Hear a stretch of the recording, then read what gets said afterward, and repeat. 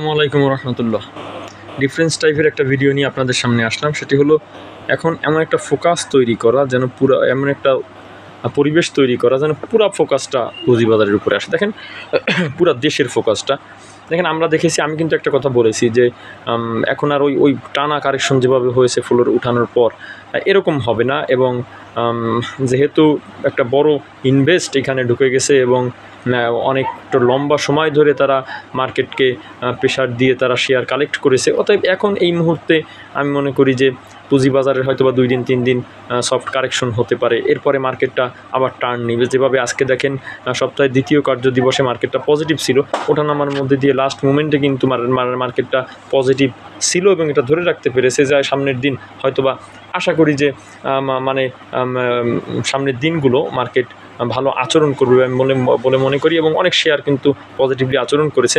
দেখেন, একটা বিষয় হলো এখন এমন একটা কাজ করা, সব মিলিয়ে গভর্নমেন্ট বলেন, নিয়ন্ত্রণ সংস্থা বলেন, সবার একটা কাজ করা, যেহেতু দেশের মানে এখন সব কিছু মিলিয়ে ব্যাংকের একটা রিউমার ছিল, রিজার্ভের একটা ঘাটতি ছিল, এইগুলা সব কিছু চড়াই উতরায় পার করতেছিল। বাংলাদেশে একটা অর্থনৈতিক প্রবলেম ছিল।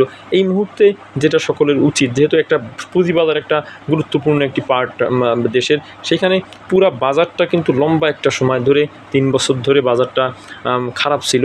এখন বাজারটাকে এমন করে মানে প্রেজেন্ট করা বা মানুষের সামনে তুলে ধরা, এটা বিনিয়োগকারীদের সামনে এবং সাধারণ মানুষের সামনে, যে বাজারটাকে একেবারে মানে খুব আপডেট করা এবং মার্কেটটাকে প্রচুর পরিমাণে মার্কেটটা নিয়ে কাজ করা এবং মার্কেটটাকে খুব বেশি ভালো করা। যেমন সূচককে এখান থেকে আপনার মিনিমাম 7,000 থেকে নেমেছিল মিনিমাম 8,000 এর দিকে নিয়ে যাওয়া, তারপরে আপনার শেয়ারগুলার প্রাইস, মার্কেট এমন একটা অবস্থা তৈরি করা যেন শুধু পুঁজিবাজার নয়, পুরা দেশের মানুষের ফোকাসটা পুঁজিবাজারের উপরে আসে এবং পুরা দেশের মানুষ যেন বুঝতে পারে যে না, পুঁজিবাজারটা ভালো।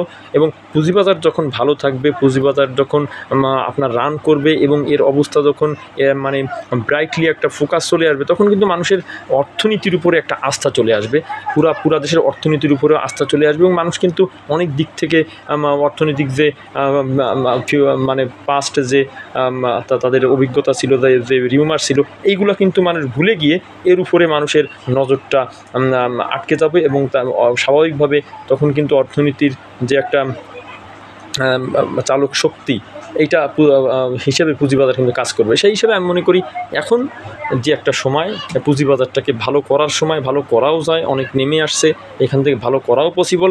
অতএব আমি মনে করি হয়তোবা সবাই কাজ করতেছে, আরও বেশি কাজ করে পুঁজিবাজারটাকে মানুষের সামনে, পুরা ছাত্র সমাজের সামনে, পুরা দেশের সামনে, পুরা আপামর জনসাধারণের সামনে পুঁজিবাজারটাকে একটা সুন্দর বাজার হিসেবে রিপ্রেজেন্ট করা, আমি মনে করি এটা এই সময়ের জন্য একটা সময়ের দাবি বলে আমি মনে করি। আসসালামু আলাইকুম রহমতুল্লাহ।